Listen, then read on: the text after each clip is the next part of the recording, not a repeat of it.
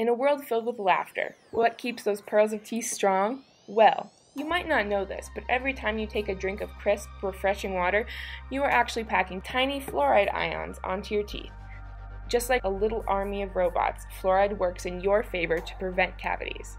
So why can we consume so much sugar, citrus fruits, and carbonated beverages in our everyday diet and still have these strong teeth?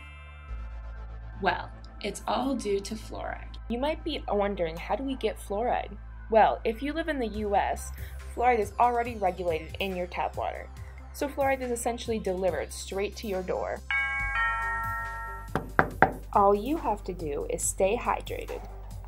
Fluoride is the 13th most abundant element in the periodic table. Fluoride exists in multiple forms. The rock salt form is what ends up in the water we drink. This just in, the fluoride regulation has just been changed to a level of just 0.7 milligrams of fluoride per 1 liter of water, instead of the previous range between 0.7 to 1.2 milligrams.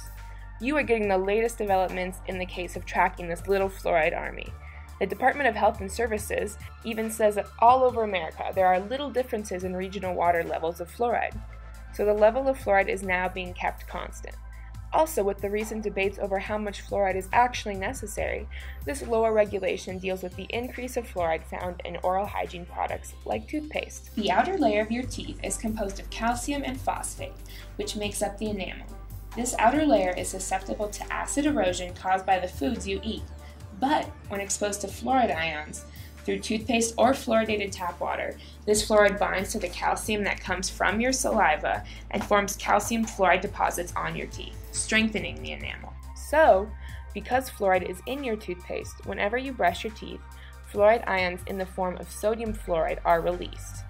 Even after you are done brushing your teeth, enough fluoride remains on your teeth to strengthen the enamel for hours afterward.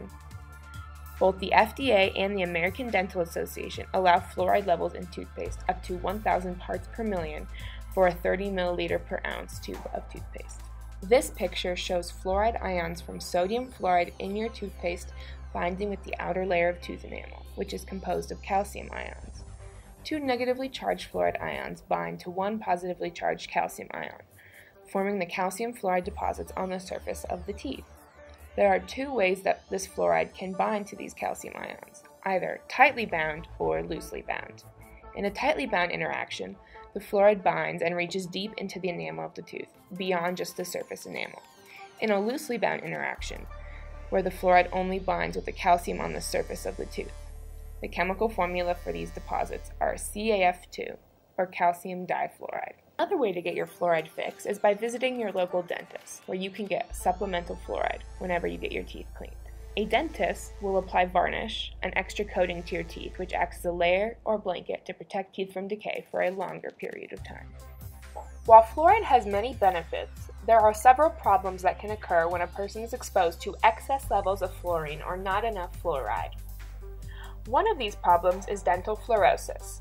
Dental fluorosis is a condition that causes white spots on the teeth, and although the patient might think that their teeth are whitened, these white spots are actually dangerous because they deceive the patient into thinking that their teeth are white and strong. However, fluorosis damages the enamel so that the outer layer that protects the teeth erodes away, leaving the teeth more susceptible to decay. This ultimately means that the natural amount of fluoride ingested by the average American through tap water and in toothpaste has no significant health effects that people should be worried about. The future of fluoride is bright. The American Student Dental Association, or ASDA, encourages the fluoridation of community water supplies as a scientifically proven safe and effective means of preventing dental decay, as recommended by the U.S. Public Health Service. And according to healthypeople.gov, the goal is to have 79.6% of Americans drinking mildly fluoridated water by 2020, proving that the benefits of fluoride far outweigh the risks.